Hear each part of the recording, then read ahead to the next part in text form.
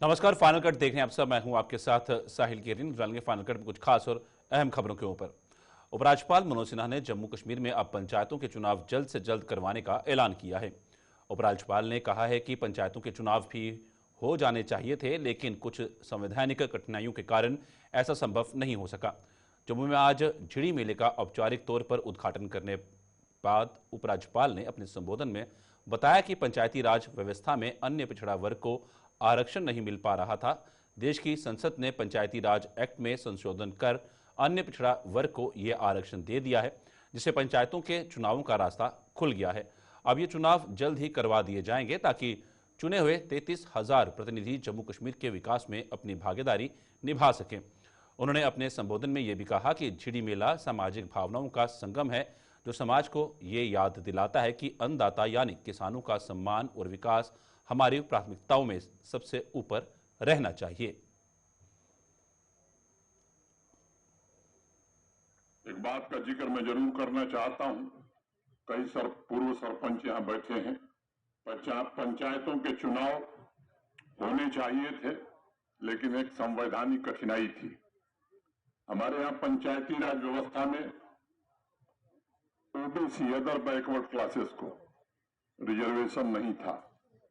अनेक बंधुओं ने जो इस समुदाय से हैं, उन्होंने प्रतिवेदन दिया था और इसके कारण एक्ट में संशोधन करना पड़ा, जो भारत की संसद ने किया।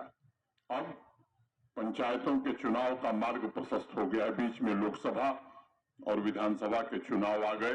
मौसम ठीक होते ही जम्मू कश्मीर के पंचायतों के चुनाव निश्चित रूप से करा दिए जाएंगे, ताकि 33,000 चुने हुए प्रतिनिधि जम्मू कश्मीर के विकास में अपनी भागीदारी की जिम्मेदारी का निर्वहन कर सके।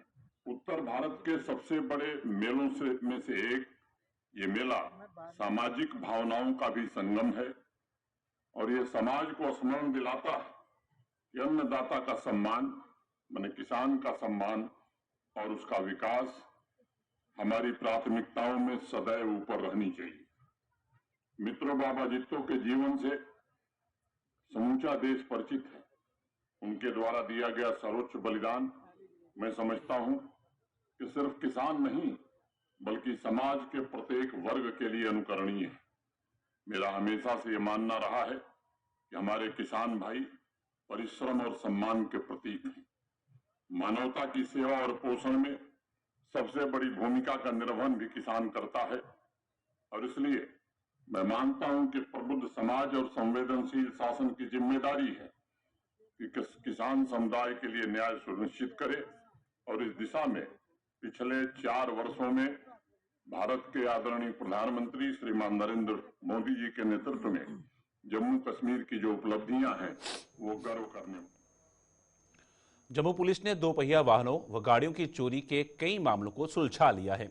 पुलिस ने 4 चोरों को गिरफ्तार कर उनके कब्जे से 20 वाहन बरामद किए हैं, जिनमें 2 पहिया वाहन व गाड़ियां भी शामिल हैं।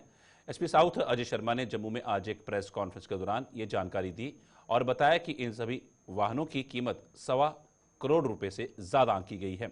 और क्या कुछ कहना था उनका, आइए देखिए। जो रिकवरीज आप देख रहे हैं पीछे, ये आज हमने 20 vehicles, 2 wheelers, 4 wheelers total recover किए हैं, जिसकी वैल्यू 1,25,00,000 से ज्यादा है। हम आपके माध्यम से जम्मू जनता को यह अश्योर करना चाहते हैं कि जम्मू कश्मीर पुलिस सदैव आपके लिए, आपके साथ, आपकी जान माल की हिफाजत के लिए, अपनी जान की बाजी लगाने के लिए हमेशा तैयार है और हम कोई भी अपनी एफर्ट्स में कमी नहीं छोड़ेंगे। इसके चलते ही मेरी एक गुजारिश, एक रिक्वेस्ट है जम्मू की जनता से कि जो हमने मोडस ऑपरेंडी अभी अनर्थ किया, इसके चलते आप कभी भी अपने व्हीकल को कुछ पैसे पार्किंग के सेव करने के लिए आप उसको एक ऐसे एरिया में पार्क कर देते हैं और वहां से वो व्हीकल चोरी हो जाता है। कृपया आप ऐसा ना कीजिए। फिर नंबर 2, जितनी भी गाड़ियां ये चोरी हुई उसमें से कुछ 50% ऑफ देम जब हमने इन्वेस्टिगेट किया तो हमें ये पता चला कि जो चालक था गाड़ी का उसने चाबी अपने साथ में ही रखी। कई जगह तो चाबी भी नहीं, मतलब इंजन ऑफ भी नहीं किया। आप ऐसी चीज ना करें। स्कॉश के चट्ठा कैंपस में जल्द ही राष्ट्रीय कृषि सम्मेलन की शुरुआत होने जा रही है। 4 दिनों का ये कृषि सम्मेलन 20 नवंबर को शुरू होगा, जिसमें किसानों को उत्पादन क्षमता बढ़ाने के नए एवं आधुनिक तौर तरीके बताए जाएंगे ताकि वो अपनी आय में बढ़ोतरी कर सकें। स्कॉश के vice chancellor professor BN Tripathi ने एक प्रेस कॉन्फ्रेंस के दौरान ये जानकारी देते हुए बताया कि इस सम्मेलन के आयोजन में जम्मू कश्मीर के कृषि व पशुपालन सहित अन्य सरकारी विभागों का सहयोग भी लिया जा रहा है। गत वर्षों की भांति शेर कश्मीर कृषि एवं प्रौद्योगिकी विश्वविद्यालय 20 से लेकर के 23 नवंबर तक एक राष्ट्रीय कृषि सम्मेलन का आयोजन कर रहा है। इस आयोजन का मुख्य उद्देश्य है कि किस तरह से अपने किसान भाइयों, किसान बहनों को और जितने लोग खेती बाड़ी से जुड़े हुए हैं या पशुपालन से जुड़े हुए हैं, उनको एक प्लेटफार्म पर एक जगह लाना और उनकी आय बढ़ाने, उनकी उत्पादक क्षमता और उनकी आय बढ़ाने की दिशा में कार्य करना है। इसमें हमारे साथ हमारे जो सरकारी विभाग हैं, तो JNK गवर्नमेंट का, चाहे वो डिपार्टमेंट एग्रीकल्चर हो, हॉर्टिकल्चर हो या एनिमल मंडी या शीप मंडी हो, सभी लोग इसमें सक्रिय भागीदारी दे रहे हैं। ये 4 दिनों का जो हमारा मेला है, सम्मेलन है, इसमें जो हमारा मुख्य उद्देश्य यही है कि किस तरह से हम किसानों को खेती की आधुनिक जानकारियाँ दें। जो नवाचार विकसित हो रहा है, किसी के नए नए यंत्र आ रहे हैं, हाईटेक एग्रीकल्चर आ रहा है, पशुपालन के क्षेत्र में भी बहुत सारे नई जो है तकनीकियाँ आ रही हैं। इन सभी तकनीकियों को वहाँ पर उसका डिमॉन्स्ट्रेशन किया जाएगा, जिससे कि हमारे फार्मर्स जो है इससे लाभान्वित हो सके। सरकारी स्कूलों के मिड डे मील वर्करों और सरकारी निर्माणों के लिए जमीन दे चुके लोगों ने उधमपुर में आज प्रदर्शन कर उन्हें नियमित कर मानदेय में बढ़ोतरी करने की मांग की। इन लोगों के मुताबिक सरकार द्वारा मौजूदा समय में उन्हें नामात्र मानदेय दिया जा रहा है, जिससे उनके लिए अपने परिवारों का पेट भरना भी मुहाल हो रहा है। इन लोगों ने चेतावनी दी कि यदि उनकी आर्थिक स्थिति में सुधार लाने के लिए मौजूदा सरकार ने कोई कदम न उठाया तो वो आंदोलन शुरू करने पर मजबूर हो जाएंगे। तो अब सरकार को हम यही कह रहे थे काफ़ी समय से, और अब भी यही कह रहे हैं कि जो आपने कहा कि भाई जो गरीब हैं, जैसे मिड डे मील कुक हैं, लैंड ओनर हैं, CPW जो भी हैं, इन सब की जो सैलरी है या फिर पे जो इनकी है बढ़ानी है, जिनको रेगुलर करना है, जो कच्चे हैं बेचारे, जैसे ये लगे हैं अंकल, कब से लगे हैं इन्होंने, ज़्यादा नहीं तो 30 साल हो गए वहाँ पे सरकार का काम करते हुए। 30 सालों का फ्री ऑफ कास्ट काम कर रहे हैं, 30 रुपये ले रहे हैं। 30 रुपये में तो इनका किराया ही लग जाता है स्कूल में आने का। कई इतने दूर से 50 रुपये पॉकेट में किराया लेके जाते हैं, स्कूलों में पानी खुद लाते हैं, लकड़ियाँ खुद से अरेंज करके सरकार का काम कर रहे हैं। क्यों? क्योंकि सरकारी काम कर रहे हैं, सरकारी नौकरी, आज नहीं तो कल हमारी भी जो है तनख्वाह बढ़ेगी, हमारे बच्चों का जो है फ्यूचर जो वो अच्छा होगा, हम भी अपने बच्चों को अच्छे स्कूलों में पढ़ाएंगे, उनके लिए कुछ अच्छे हमने भी सपने सोचे हैं। पर सरकार जीतना तो पहले, जीतने से पहले उन्होंने हमारा काम किया, और हमें लग रहा है अब जीत के भी हमारा काम अभी तक कुछ नहीं कर रहे हैं। तो हम यही उनको बार बार हम ये अपने एप्लीकेशन या फिर मेमोरेंडम जो है वो दे रहे हैं कि सरकार की आप चुप बैठे हो, पर हम चुप बैठने वालों में से नहीं है, ना पहले बैठे थे, ना ही हम तब तक बैठेंगे जब तक हमारा ये जो मसला है हल नहीं हो जाता। तो उसके लिए हमें जहाँ भी जाना पड़े, जहाँ भी जो भी कुछ करना पड़ेगा, हम करने के लिए तैयार हैं।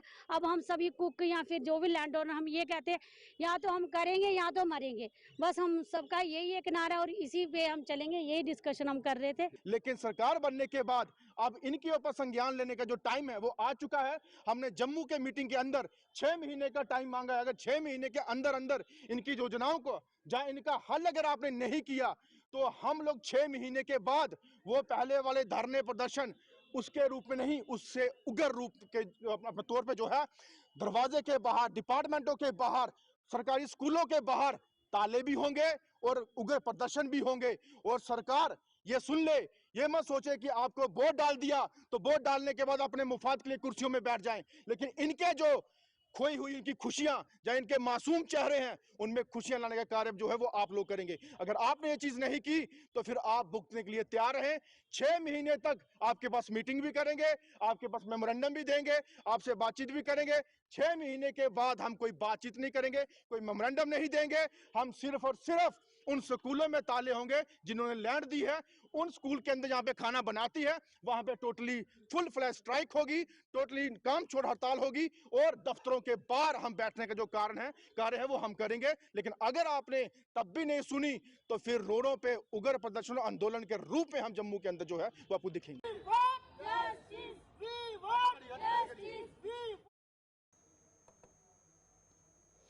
भारतीय सेना द्वारा पुंछ में शहीद मेजर रोहित शर्मा की याद में करवाए गए क्रिकेट टूर्नामेंट का खिताब मंडी क्रिकेट क्लब के नाम रहा। टूर्नामेंट के फाइनल मुकाबले में मंडी क्रिकेट क्लब ने राइजिंग स्टार जलिया की टीम को 33 रनों से हराकर यह खिताब अपने नाम किया। इस टूर्नामेंट का आयोजन सेना की 25 राष्ट्रीय राइफल्स की मंडी बटालियन द्वारा करवाया गया था, जिसके समापन पर विजेता टीम को 10,000 रुपये और ट्रॉफी भेंट की गई। वहीं उन विजेता टीम को 5,000 रुपये बतौर इनाम दिए गए।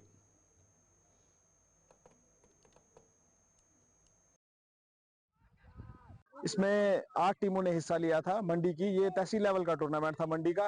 उसमें 8 टीमों ने हिस्सा लिया, जिसमें से 2 टीमें आज फाइनल खेल रही थी, राइजिंग स्टार मंडी और फ्रेंड्स क्रिकेट क्लब मंडी में, जिसमें फ्रेंड्स क्रिकेट क्लब मंडी ने इस टूर्नामेंट को विन किया और रनर अप रही राइजिंग सुपर स्टार मंडी।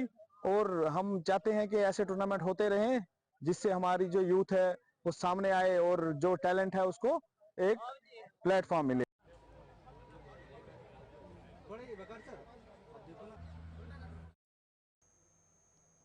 कठुआ की जसरोटा विधानसभा के विधायक राजीव जसरोटिया ने आज डींगा अंब इलाके में बनने जा रहे ट्यूबवेल की बोरिंग का काम शुरू करवाया।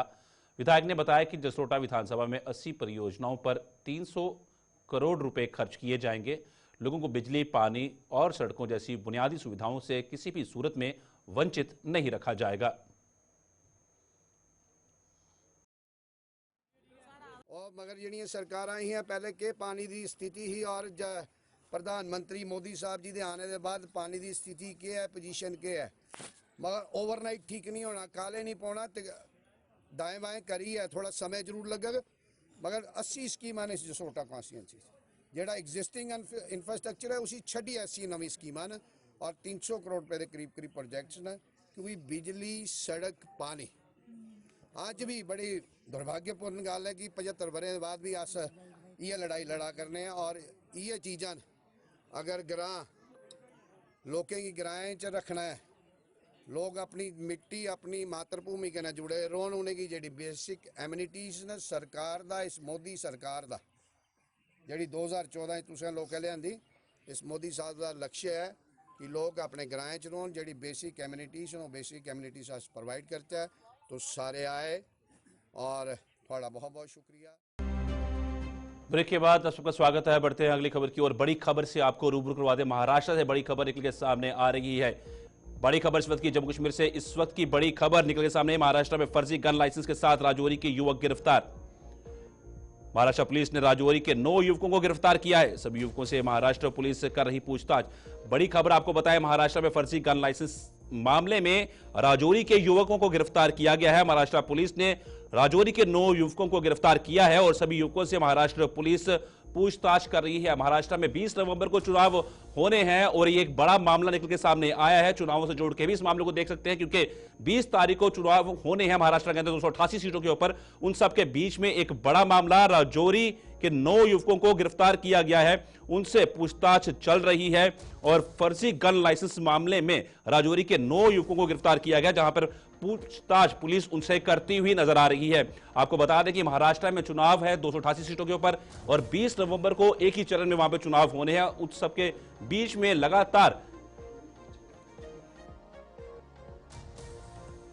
इसमें ज्यादा जानकारी के लिए हमारे साथ हमारे नुमाइंदे राजौरी से हमारे जुड़ गए हैं जमशेद मलिक। जमशेद मलिक, बताइएगा ताजा जानकारी क्या निकल के सामने आ रही है। 9 युवकों को राजौरी के गिरफ्तार किया गया है और उनसे पूछताछ पुलिस कर रही है। एक तरफ वहां पर चुनाव भी है।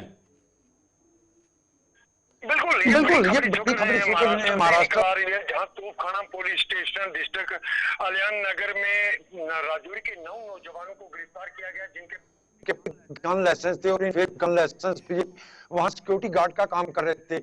मिलिट्री इंटेलिजेंस की तरफ से ये बात सामने आई, जिसके बाद वहां की पुलिस को बताया गया और पुलिस ने 9 गिरफ्तार कर लिया, जिनका ताल्लुक जिला राजौरी के मुख्तलिफ इलाकों में, जिसमें से ज्यादातर लोग जो हैं वो कालाकोट के नौजवान हैं। जिस तरह के नाम भी आपको बताता चलूं, शब्बीर मोहम्मद सन ऑफ इकबाल हुसैन राजौरी के नौजवान है, उसके साथ दूसरा नौजवान है मोहम्मद सलीम सन ऑफ गुल मोहम्मद आरोला थाना मंडी, ये दूसरा नौजवान है। और तीसरा नौजवान जो इसमें सरफराज सन ऑफ हुसैन आरो कोठियां काला रहने वाला है। उसके बाद जहांगीर हुसैन सना जाकिर हुसैन आरो अड़गी ढांगरी का रहने वाला ये नौजवान है। उसके साथ अगर बात करें एक और सरफराज अहमद सन ऑफ नजीर हुसैन आरो कोठियां कालाकोट का, ये भी छठा नौजवान जो राजौरी, इसका नाम सुरजीत सन ऑफ रमेश चंद्र सिंह आरो सियाल सुई कालाकोट का है, इसको भी छठा। और सातवां इसमें अब्दुल रशीद सन ऑफ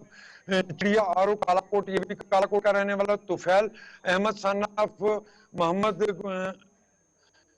मोहम्मद गुजर, ये मोहम्मद गुलजार, ये जो मोहल्ला कालाकोट के रहने वाला। उसके बाद शेर अहमद साना मोहम्मद हुसैन, इसके बारे में कोई इत्तला अभी तक नहीं मिली कि कहाँ का रहने वाला, मगर ये खबर झूठ निकलकर सामने आ रही है कि ये 9 नौजवान जो हैं वहां किसी एजेंसियों में काम करते थे और ये सिक्योरिटी गार्ड के तौर पर काम करते थे, मगर इनके पास फेक गन लाइसेंस थे। मगर एक चीज और इसमें बड़ी निकल कर ये सामने आ रही है कि इन नौजवानों से तकरीबन 50-50 हजार रुपया, ये हमारे जो सूत्रों हमें बता रहे हैं कि इनसे 50-50 हजार रुपया लिया गया, इनको गन लाइसेंस बना के दिए गए। उसके बाद जब ये इन्वेस्टिगेशन शुरू की गई राजौरी से, तो ये पता चला कि इस गन लाइसेंस का रिकॉर्ड यहाँ मौजूद नहीं है। उसके बाद इनको अरेस्ट कर लिया गया, उनके खिलाफ FIR कर दी गई। उसके बाद आगे कार्रवाई शुरू कर दी कि कौन लोग हैं वो जिनने इनको जमशीद, बिल्कुल सही बात है। एक अहम मामला है जिस तरीके से ये गिरफ्तारी हुई है, जम्मू कश्मीर के तार महाराष्ट्र से जुड़ते हुए दिख रहे हैं, जिस तरीके से वहां पर चुनाव है और वहां पर जिस तरह सुरक्षा व्यवस्था चाक चौबंद कर दी गई है, कोई भी मंत्री वहां पे दौरा करता है, उनके बैग्स तक की जांच हो रही है, उन सब के बीच में इस तरह फेक लाइसेंस मिलना, और वो भी जम्मू कश्मीर के लड़के जो कि राजौरी के रहने वाले हैं मूल रूप से, और उसके बाद वहां पर 9 लड़कों की गिरफ्तारी होती है। कई बड़ी चीजें जरूर निकल कर गए। हालांकि ये राजौरी के एक बड़े लोग ऐसे हैं, बड़े नौजवान पढ़े लिखे ऐसे हैं जो महाराष्ट्र के अंदर या बिगर स्टेटों के अंदर काम के लिए जाते हैं और सिक्योरिटी गार्ड का काम सबसे लोग वहां करते हैं, क्योंकि सिक्योरिटी काम में ही लोगों को ज्यादा फायदा, इसलिए ज्यादा लोग इस काम के लिए वहां से निकलते हैं।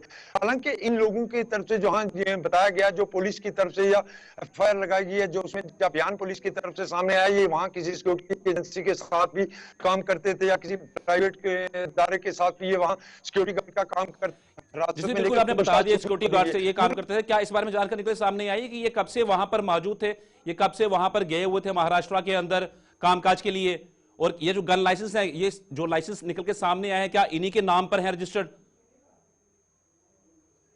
बिल्कुल, अभी तक ये चीज निकलकर सामने नहीं आई कि कब से वहां काम करने के लिए गए थे, क्योंकि मैं जिस तरह बता रहा हूँ राजौरी की बड़ी आबादी और बड़े नौजवान, खास करके पढ़े लिखे नौजवान इन इलाकों में के लिए जाते हैं। इस तरह की कोई इनपुट निकलकर अभी तक सामने नहीं आई, ना पुलिस की तरफ से बताई कि ये कब से वहां काम करने के लिए गए हैं। मगर दूसरी तरफ अगर इनकी बात करें, जिस तरह लाइसेंस का वाला इशू है, लाइसेंस इन लोगों को किसी के थ्रू बना के दिए गए हैं, ये इन्वेस्टिगेशन का विषय जरूर है। इसमें हम ये मान के चल सकते हैं कि आने वाले दिनों में के भी कुछ गिरफ्तारियां हो सकती हैं, क्योंकि जो हमारे सूत्र हैं, जिससे हमारे थोड़ी देर पहले महाराष्ट्र में मैंने अपने सूत्र से बात की, उसकी तरफ से ये कहा गया कि इन गन लाइसेंस की जांच के लिए जिला इंतजामिया से भी रब्ता किया गया राजौरी से, वहां से इस तरह की इनपुट निकल कर सामने आई कि इस नाम के कोई गन लाइसेंस यहाँ पर रजिस्टर नहीं है। हालांकि गन लाइसेंस इन्हीं नौजवानों के नाम पर है जो इशू हुए, मगर जिनका रिकॉर्ड जो अगर है वो देखने को मिल रहा है, वो यहाँ से जिस तरह सूत्र बता रहे हैं कि कोई रिकॉर्ड इनका यहाँ मौजूद नहीं है, जिससे हम ये मान के चल सकते हैं कि इन नौजवानों के साथ फ्रॉड हुआ। फ्रॉड करने वाला कौन है, उसको वो जब तक शिकंजे में गया उसके बाद सारी बात सामने आएगी कि कौन हो सकते हैं जो नौजवानों से पैसा लेकर इनको गन लाइसेंस और हथियार देकर उस तरह बेचते हैं। क्योंकि 12 बोल्ट गन 12 हैं, वो भी 12 बोल्ट गन 9 वो भी इनसे बरामद की है। तकरीबन 58 के करीब जिंदा कारतूस बरामद किए गए हैं, जो 12 बोल्ट के कारतूस हैं वो भी मिले हैं। और FIR भी, जितना मैं आपको बता रहा हूँ कि 1248 24 IPC 420 168, 470, 474, 34 और सेक्शन 378, 25 आर्म्स एक्ट के तहत एफआईआर भी वहां दर्ज हुई है। मगर जिन लोगों ने बना के इनको दिए हैं उन तक जल्द भी, हम ये मान के चल सकते उन तक भी जल्द पहुंचेगी। जमशीद, एक तो ये बड़ा अहम सवाल रहेगा, युवकों के ऊपर तो कार्रवाई हो रही है, पर जिन्होंने इनको लाइसेंस बना के दिए हैं उन पे कार्रवाई होना बहुत अनिवार्य है, क्योंकि जिस तरह से ये नो लाइसेंस बने हैं और वो युवक वहां पर जाके काम कर रहे हैं सिक्योरिटी गार्ड का, और सिक्योरिटी गार्ड का जो गन है वो भी उनके पास थी, तो गन कहां से परचेज हुई है, लाइसेंस किसने बना के दिए हैं, उनके नाम आना बहुत लाजमी है। और अगर इनकी कहीं पे मिलीभगत है, क्या अगर करप्शन करके ये लाइसेंस बनाए गए हैं तो उस पर भी कार्रवाई होना बहुत जरूरी है। बिल्कुल, जहां तक हमारे सूत्र जो हमें, जिस तरह मैं बता रहा हूं कि जहां मेरी थोड़ी देर पहले महाराष्ट्र में एक अपने सूत्र से बात हुई है, उसकी तरफ से मुझे जो चीजें बताई गई हैं उनमें ये बताया गया इन नौजवानों से 50,000 रुपया लिया गया है। 50,000 के साथ इनको लाइसेंस प्लस गन भी दी गई है, जिसके बाद ये लोग नौकरी के लिए यहाँ से निकले हुए हैं। मगर कई बड़ी चीजें जरूर इसमें उन लोगों तक पहुंचना बड़ा जरूरी है जिन लोग ने इन नौजवानों से पैसा लेकर इनको गन लाइसेंस बनाकर दिए और गन दिए, और आज उनकी जिंदगी खत्म पड़ गई और आज वो कानून के शिकंजे में आ चुके हैं। मगर उन लोगों को शिकंजे में भी जल्द रखा है, क्योंकि जो हमारे सूत्र हैं वो हमें जरूर ये चीज बता रहे हैं कि जिस नौजवानों से जिस तरह की डिटेल इनके सामने आई है, इससे ये बात हम मान के चल सकते हैं कि जल्द और गिरफ्तारियां इसमें राजौरी से भी हो सकती हैं उन लोगों की जिन लोगों ने इनको गन लाइसेंस इशू किए थे। ये फेक गन लाइसेंस नौजवानों को बना के दिए, साथ में हथियार भी दिए, 50,000 रुपए से ले लिया गया और आज वो लोग मुसीबत में महाराष्ट्र के अंदर फंसे हुए हैं, जिनके खिलाफ आर्म्स एक्ट के तहत भी एफआईआर दर्ज हुई है। ये बड़े सवाल जरूर है, मगर आने वाले दिनों में ये मान के जरूर चल सकते हैं कि महाराष्ट्र पुलिस की तरफ से राजौरी के अंदर भी बड़ी कार्रवाई देखने को मिल सकती है। जी धन्यवाद जमशीद, पूरी जानकारी साझा करने के लिए। एक बड़ी खबर निकल के सामने आई, जिस तरीके से महाराष्ट्र में राजौरी के 9 युवक पकड़े जाते हैं फेक लाइसेंस के साथ, और उनके पास से कुछ गन्स भी बरामद की जाती है, जिंदा कारतूस भी मिलते हैं। हालांकि वो सिक्योरिटी गार्ड की नौकरी करने के लिए वहां पे गए थे। अब इसमें पूरी कार्रवाई किस तरह से आती है और इन्वेस्टिगेशन का पार्ट ये अहम तौर पर रहेगा। फिलहाल वक्त हो जाना छोटे से ब्रेक का, जल्द लौटते हैं वापस।